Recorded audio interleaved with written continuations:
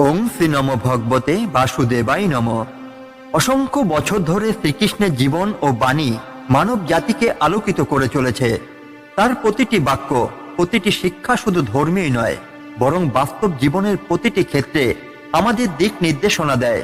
কিভাবে সফলতা অর্জন করা যায়, কিভাবে সুখী থাকা যায়, কেমন হওয়া উচিত আমাদের সম্পর্ক ও কর্ম পদ্ধতি, শ্রীকৃষ্ণ আমাদের সব প্রশ্নের উত্তর দিয়ে গেছেন। আজকের এই বিশেষ ভিডিওতে আমরা আলোচনা করব শ্রীকৃষ্ণের একটি মূল্যবান শিক্ষা, যা আপনার জীবন বদলে দিতে পারে।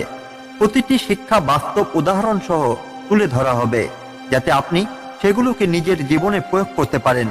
তাই সম্পূর্ণ ভিডিওটি মনোযোগ সহকারে দেখুন এবং জানুন কিভাবে শ্রীকৃষ্ণের উপদেশ আপনাকে সাফল্য, শান্তি ও মুক্তির পথে এগিয়ে নিয়ে যেতে পারে। তাহলে চলুন শুরু করা যাক কৃষ্ণের অমৃতবাণীর এই অসাধারণ যাত্রা। যেমন দেহি এই শরীরের মধ্যে শৈশব, কৈশোর ও বার্ধক্যের অবস্থার পরিবর্তন প্রত্যক্ষ করে, তেমনি মৃত্যুর পরে দেহান্তর অর্থাৎ নতুন শরীর লাভ ঘটে। জ্ঞানী ব্যক্তি এতে মোহিত হন না। ভগবান শ্রীকৃষ্ণ অর্জুনকে আত্মার শাশ্বতত্ব ও শরীরের নশ্বরতা সম্পর্কে শিক্ষা দিচ্ছেন। তিনি বোঝাচ্ছেন যে আমাদের প্রকৃত সত্তা হলো আত্মা, যা দেহের পরিবর্তন দ্বারা কখনো প্রভাবিত হয় না। আমরা সবাই জানি একটি শিশু ধীরে ধীরে কিশোর হয়, তারপর যুবক হয়ে বার্ধক্যের দিকে এগিয়ে যায়। এই পরিবর্তনগুলি অত্যন্ত স্বাভাবিক এবং কেউ এতে দুঃখ পায় না। ঠিক যেমন আমরা এক পর্যায় থেকে অন্য পর্যায়ে যাই, তেমন এই দেহান্তর ঘটে, অর্থাৎ মৃত্যুর পরে আত্মা নতুন শরীর লাভ করে। এটি প্রকৃতির একটি স্বাভাবিক নিয়ম। যিনি প্রকৃত জ্ঞানী তিনি জানেন যে আত্মা অবিনশ্বর এবং শুধু শরীর পরিবর্তন হয়। তাই মৃত্যুর জন্য দুঃখিত হওয়া অজ্ঞতার লক্ষণ। যেমন পুরনো বা ছেঁড়া কাপড় ত্যাগ করে আমরা নতুন কাপড় পরি, তেমন এই আত্মা পুরনো ও অযোগ্য দেহ ত্যাগ করে নতুন দেহ গ্রহণ করে। একটি শুঁয়োপোকা ধীরে ধীরে রূপান্তরিত হয়ে প্রজাপতি হয়। পোকাটি পুরনো দেহ ছেড়ে নতুন রূপ গ্রহণ করে। তেমনি আত্মাও পুরনো শরীর ত্যাগ করে নতুন শরীরে প্রবেশ করে। গাছের পুরনো পাতা ঝরে যায় এবং নতুন পাতা গজায়, কিন্তু এতে গাছের অস্তিত্ব শেষ হয়ে যায় না। ঠিক তেমনই শরীর পরিবর্তিত হলো, আত্মার অস্তিত্ব চিরস্থায়ী। দেহ নশ্বর হলো, আত্মা চিরস্থায়ী। এ কথা বুঝতে পারলে মৃত্যু ভয় কমে যাবে। আমাদের উচিত দেহের পরিবর্তনের জন্য দুঃখ না করে আত্মার মুক্তির জন্য কাজ করা। জ্ঞানী ব্যক্তি শোক করেন না, কারণ তিনি জানেন দেহ ক্ষণস্থায়ী কিন্তু আত্মা চিরন্তন। এই শ্লোকের মর্মার্থ উপলব্ধি করলে আমরা জীবনে শোক, দুঃখ ও ভয়ের ঊর্ধ্বে উঠতে পারবো। কেবল কর্ম করাই তোমার অধিকার, কিন্তু তার ফলের প্রতি তোমার কখনো অধিকার নেই। কখনোই কর্ম ফলের প্রেরণায় নিজেকে আবদ্ধ করো না এবং অকর্মণ্যতায় আসক্ত হয়েও না। শ্রীমদ্ ভগবদ গীতার অন্যতম গুরুত্বপূর্ণ এবং সুপরিচিত শ্লোক। ভগবান শ্রীকৃষ্ণ অর্জুনকে কর্ম ও কর্তব্য সম্পর্কে গভীর শিক্ষা দিচ্ছেন। এই বাক্য দ্বারা বোঝানো হয়েছে যে মানুষের একমাত্র অধিকার হলো তার কর্ম সম্পাদন করা। আমরা কি ফল পাবো সেটি আমাদের হাতে নেই, কারণ কর্মের ফল বিভিন্ন কারণ ও পরিস্থিতির উপর নির্ভরশীল। মানুষ সাধারণত কর্ম করার আগে তার ফল নিয়ে চিন্তা করে এবং ফল পাওয়ার আশা করে, কিন্তু শ্রীকৃষ্ণ এখানে বলছেন আমরা শুধু কাজ করব, কিন্তু তার ফলের প্রতি আসক্ত হব না, কারণ ফল আমাদের নিয়ন্ত্রণে নেই। তা নির্ধারণ করেন ঈশ্বর ও কর্মফল সূত্র। অনেক মানুষ শুধু ফলের আশায় কাজ করে, কিন্তু যখন তারা প্রত্যাশিত ফল পায় না তখন তারা হতাশ হয়। তাই শ্রীকৃষ্ণ বলছেন শুধু ফলের আশায় কর্ম করা উচিত নয়, বরং নিঃস্বার্থভাবে কাজ করাই সঠিক পথ। কিছু মানুষ কর্মের ফল না পাওয়ার ভয়ে বা অনিচ্ছায় কোনো কাজ করে না, কিন্তু এটি ভুল। কর্ম না করলে জীবনে কোনো উন্নতি হবে না। তাই শ্রীকৃষ্ণ অর্জুনকে কর্মপরায়ণ হতে বলছেন, তবে ফলের চিন্তা না করেই। একজন কৃষক বীজ বপন করেন, জমি চাষ করেন, সার ও জল দেন, কিন্তু ফসল কেমন হবে সেটা তার হাতে নেই, কারণ আবহাওয়া, জলবায়ু, বৃষ্টি ইত্যাদির উপর ফল নির্ভর করে। যদি কৃষক ফল নিয়ে বেশি চিন্তা করেন তাহলে তিনি কাজ করতেই পারবেন না। তাই তাকে শুধু ভালোভাবে চাষ করতে হবে এবং ফলের চিন্তা ঈশ্বরের উপর ছেড়ে দিতে হবে। একজন ছাত্র মনোযোগ সহকারে পড়াশোনা করে, কিন্তু সে যদি শুধু পরীক্ষার নম্বরের কথা চিন্তা করতে থাকে তাহলে তার পড়ার মনোযোগ নষ্ট হতে পারে। বরং তাকে নিরলসভাবে পড়াশোনা করতে হবে এবং ফলের চিন্তা বাদ দিয়ে তার কাজ করে যেতে হবে। একটি মোমবাতি নিজেকে জ্বালিয়ে অন্যদের আলো দেয়, কিন্তু সে এই আশায় জ্বলে না যে সবাই তাকে প্রশংসা করবে। তেমনই আমাদের কাজ করে যেতে হবে, প্রশংসা বা ফলের আশা না করে। কর্মফল নিয়ে অতিরিক্ত দুশ্চিন্তা করা উচিত নয়, কারণ এটি হতাশা ও দুঃখের কারণ হতে পারে। অন্যদের জন্য নিঃস্বার্থভাবে কাজ করা উচিত, কারণ সত্যিকারের সুখ আসে দায়িত্ব পালনে, ফলের চিন্তায় নয়। ধৈর্য ধরে নির্বিচারে কাজ করে যেতে হবে, যেমন নদী তার পথ ধরে চলতে থাকে, ফলের চিন্তা না করেই। এই শ্লোক আমাদের শেখায় যে আমাদের উচিত কর্ম করে যাওয়া, কিন্তু তার ফল নিয়ে চিন্তা না করা। এটাই কর্মযোগের মূল শিক্ষা। এই দর্শন অনুসরণ করলে আমরা হতাশা ও দুঃখ থেকে মুক্তি পাব এবং জীবনে শান্তি ও আনন্দ লাভ করব। নিজের দ্বারা নিজেকে উন্নীত করো, নিজের দ্বারা নিজেকে অধঃপতিত করো না, কারণ আত্মাই নিজের বন্ধু এবং আত্মাই নিজের শত্রু। ভগবান শ্রীকৃষ্ণ অর্জুনকে আত্মনির্ভরতা ও আত্মোন্নতি শিক্ষা দিচ্ছেন। এখানে আত্মা বলতে বোঝানো হয়েছে মানুষের চেতনা, মন ও বুদ্ধি। শ্রীকৃষ্ণ বলছেন যে মানুষ নিজেই নিজের উন্নতির জন্য দায়ী, আবার নিজেই নিজের পতনের কারণও হতে পারে। এই বাক্যের অর্থ হলো নিজের জীবনকে উন্নত করার দায়িত্ব নিজেকেই নিতে হবে। আত্ম উন্নতির জন্য পরিশ্রম করা, সদ্গুণ অর্জন করা, জ্ঞান লাভ করা এবং ধর্ম মতে জীবনযাপন করার দরকার। কেউ অন্য কাউকে উন্নত করতে পারবে না যদি সে নিজে চেষ্টা না করে। মানুষ যদি ভুল পথে বেছে নেয়, নিজ চিন্তা করে, অলসতা বা নেতিবাচক অভ্যাসে লিপ্ত হয়, তাহলে সে নিজেই নিজের পতনের কারণ হয়ে ওঠে। শ্রীকৃষ্ণ এখানে সতর্ক করছেন যে নিজেকেই সাবধানে রাখা উচিত, যাতে আমরা নিজের ক্ষতি না করি। যদি কেউ আত্মসংযমী হয়, নিয়মাবর্তিতা ও সদ্গুণের চর্চা করে, তাহলে তার মন তার পরম বন্ধু হয়ে ওঠে। এই বন্ধুত্ব তাকে উন্নতির পথে এগিয়ে নিয়ে যায়। যদি কেউ নিজের দুর্বলতাকে নিয়ন্ত্রণ করতে না পারে, মনের খারাপ প্রবৃত্তিগুলো দাস হয়ে পড়ে, তাহলে সেই মনই তার সবচেয়ে বড় শত্রু হয়ে ওঠে। লোভ, ক্রোধ, মোহ, অহংকারের মাধ্যমে সে নিজের সর্বনাশ ডেকে আনে। একটি নৌকা ঠিকমতো পরিচালনা না করা হলে সেটি নিরাপদে গন্তব্যে পৌঁছাতে পারে, কিন্তু যদি মাঝি অসতর্ক থাকে বা ভুলভাবে নৌকা চালায়, তাহলে সেটি ডুবে যেতে পারে। তেমনি আমাদের মন ও চেতনাকে ঠিকভাবে পরিচালিত করতে হবে, না হলে এটি আমাদের পতনের কারণ হবে। একজন ছাত্র যদি নিয়মিত পড়াশোনা করে, ভালো কাজের অভ্যাস গড়ে তোলে, তাহলে সে জীবনে সফল হবে। কিন্তু যদি সে অলস হয়, সময় নষ্ট করে, তাহলে তার ব্যর্থতা নিশ্চিত।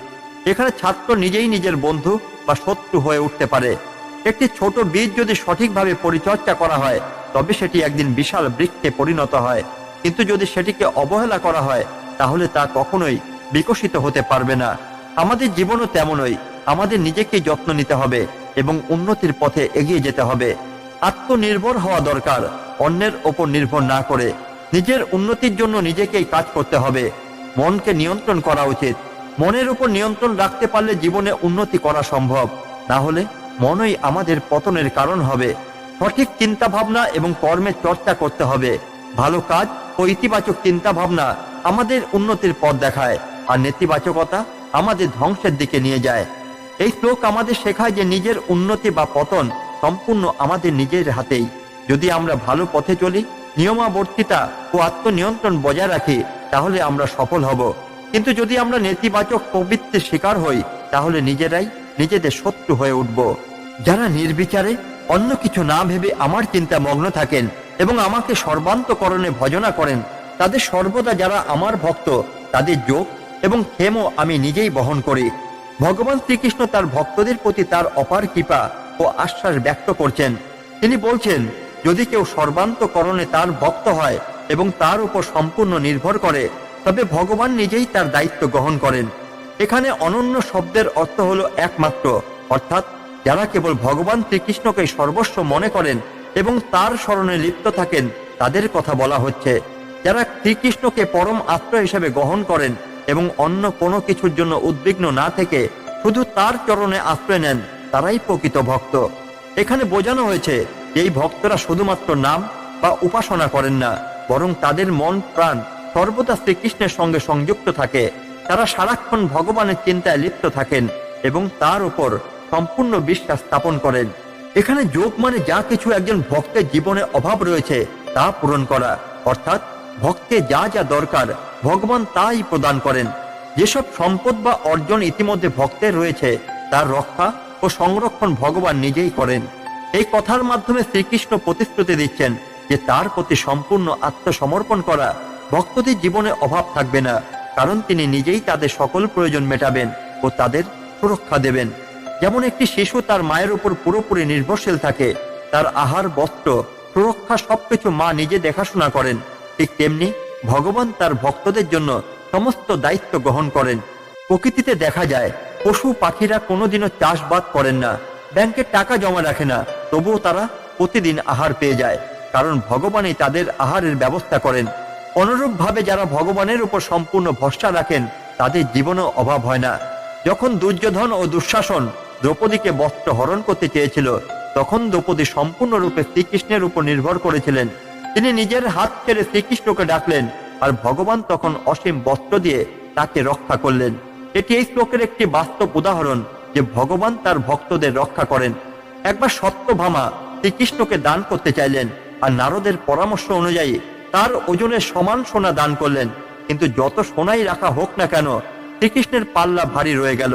পরে যখন রুক্মিণী কেবল একটি মাত্র তুলসী পাতা ভক্তি ভরে দিলেন, তখন পাল্লা সমান হয়ে গেল।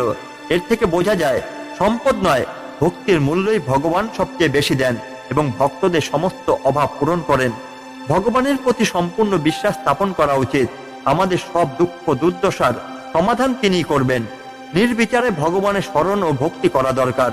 কেবল ভগবানকে স্মরণ করলেই তিনি আমাদের রক্ষা ও সুরক্ষা দেবেন। অতিরিক্ত দুশ্চিন্তা পরিত্যাগ করা উচিত। ভগবান বলছেন তিনি আমাদের প্রয়োজন মেটাবেন, তাই আমাদের শুধু সৎকর্ম ও ভক্তিতে লিপ্ত থাকা উচিত। ভক্তিতে মনোনিবেশ করলে পার্থিব ও আধ্যাত্মিক কল্যাণ হবে। শ্রীকৃষ্ণ প্রতিশ্রুতি দিয়েছেন তার ভক্তরা কখনো দুর্ভোগে পড়বে না। এই শ্লোক আমাদের শিক্ষা দেয় যে ভগবানের প্রতি পূর্ণ আত্মসমর্পণ করলে তিনিই আমাদের সমস্ত প্রয়োজন পূরণ করবেন এবং আমাদের যা কিছু আছে তার সংরক্ষণ করবেন। তাই আমাদের উচিত পরম বিশ্বাস ও ভক্তি ভরে শ্রীকৃষ্ণকে স্মরণ করা এবং তার প্রতি নির্ভর করা। সব ধরনের ধর্ম, কর্তব্য ও আনুষ্ঠানিকতা পরিত্যাগ করে কেবল আমার শরণাগত হও। আমি তোমাকে সকল পাপ থেকে মুক্তি দেব, তুমি কোনো চিন্তা করো না। শ্রীমদ্ ভগবদ গীতা চূড়ান্ত উপদেশ হিসাবে পরিগণিত হয়। ভগবান শ্রীকৃষ্ণ অর্জুনকে সরাসরি বলছেন যে সমস্ত ধর্ম, কর্ম, কর্তব্য, সামাজিক ও ব্যক্তিগত নিয়মের চিন্তা বাদ দিয়ে কেবলমাত্র তাকেই পরম আশ্রয় হিসেবে গ্রহণ করতে হবে। এখানে ধর্ম শব্দের অর্থ কেবল ধর্মীয় আচার অনুষ্ঠানই নয়, বরং এটি মানুষের পার্থিব ও সামাজিক দায়িত্বকে বোঝায়। শ্রীকৃষ্ণ বলছেন ভক্তের উচিত সমস্ত জটিল আনুষ্ঠানিকতা, সামাজিক এবং ধর্মীয় বদ্ধতা থেকে মুক্ত হয়ে কেবল তাকে স্মরণ নেওয়া। শ্রীকৃষ্ণ স্পষ্টভাবে বলছেন যে মানুষের একমাত্র পথ হলো তার স্মরণ নেওয়া। সমস্ত সংশয় ও দ্বিধা পরিত্যাগ করে যদি কেউ তার স্মরণ নেয়, তবে তিনিই তার পরিত্রাতা হবেন। ভগবান এখানে ঘোষণা করছেন যে যারা তাকে স্মরণ নেবেন তাদের সমস্ত পাপ তিনিই নাশ করবেন। সাধারণত কর্মের ফল মানুষকে ভোগ করতেই হয়, কিন্তু শ্রীকৃষ্ণ আশ্বাস দিচ্ছেন যে তার শরণাগত হলে মানুষ কর্মফল থেকে মুক্ত হতে পারে। এটি একান্ত ভক্তি মার্গের শিক্ষা। শ্রীকৃষ্ণ নিশ্চিত করছেন যে ভক্তরা যেন চিন্তিত না হন, কারণ তিনিই তাদের রক্ষা করবেন। একটি শিশু যখন বিপদে পড়ে তখন সে তার মা বাবার কাছে চলে যায় এবং ভয় পায় না, কারণ সে জানে যে তার মা বাবা তাকে রক্ষা করবেন।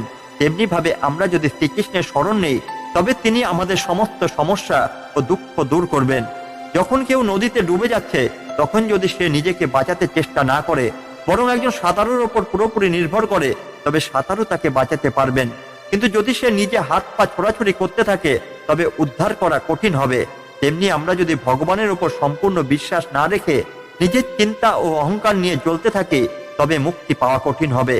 রামায়ণে যখন হনুমান ও বানর সেনা লঙ্কায় পৌঁছানোর জন্য সমুদ্রের ওপর সেতু নির্মাণ করেছিলেন, তখন তারা রাম নাম লিখে পাথর ফেলে দিতেই তা জলে ভাসতে লাগলো। এটি দেখিয়ে দেয় ঈশ্বরের নামের শক্তি এত প্রবল যে তা অসম্ভবকেও সম্ভব করতে পারে। আমরা প্রায়ই আমাদের কর্মফল ও ভবিষ্যৎ নিয়ে দুশ্চিন্তা করি, কিন্তু যদি আমরা ভগবানের প্রতি সম্পূর্ণ আত্মসমর্পণ করি, তবে আমাদের সব দুশ্চিন্তা দূর হবে। আমরা মনে করি আমাদের দায়িত্ব আমাদেরই পালন করতে হবে, কিন্তু ভগবান বলছেন যদি আমরা তাকে সত্যিকারের অর্থে আশ্রয় নিই, তবে তিনিই আমাদের রক্ষা করবেন। শুধুমাত্র লাভের আশায় নয়, ভক্তি ও প্রেমের মাধ্যমে শ্রীকৃষ্ণের শরণ নেওয়া উচিত, কারণ তিনি আমাদের সত্যিকার অভিভাবক। এই শ্লোক গীতার সারাংশ। ভগবান এখানে পূর্ণ ভক্তি মার্গ ও আত্মসমর্পণের পথ দেখিয়েছেন। যদি কেউ সত্যিকার অর্থে শ্রীকৃষ্ণের শরণ নেয়, তবে তার আর কোনো দুঃখই থাকবে না। ভগবান তার সমস্ত দায়িত্ব গ্রহণ করবেন এবং তাকে মোক্ষ প্রদান করবেন। শ্রীকৃষ্ণের এই 101টি শিক্ষা শুধু অতীতের কোনো দর্শন নয়, এগুলো আজও আমাদের জীবনের সমান প্রাসঙ্গিক। যদি আমরা এগুলো মেনে চলতে পারি, তবে আমাদের জীবন হবে শান্তি, সাফল্য ও পরম জ্ঞানে ভরপুর। এই ভিডিওতে আমরা শ্রীকৃষ্ণের বাণী থেকে জীবনের মূল্যবান পাঠ গ্রহণ করেছি। এখন প্রশ্ন হলো, আপনি কোন শিক্ষাটি সবচেয়ে বেশি অনুপ্রাণিত হলেন? কমেন্টে জানাতে ভুলবেন না। যদি ভিডিওটি ভালো লেগে থাকে তাহলে লাইক দিন, শেয়ার করুন এবং আমাদের চ্যানেল ইতি ভালো কথা সাবস্ক্রাইব করুন, যাতে এমন আরো অনুপ্রেরণামূলক ভিডিও মিস না করেন। শ্রীকৃষ্ণের আশীর্বাদ আমাদের সবার উপরে বর্ষিত হোক। ধন্যবাদ। জয় শ্রীকৃষ্ণ।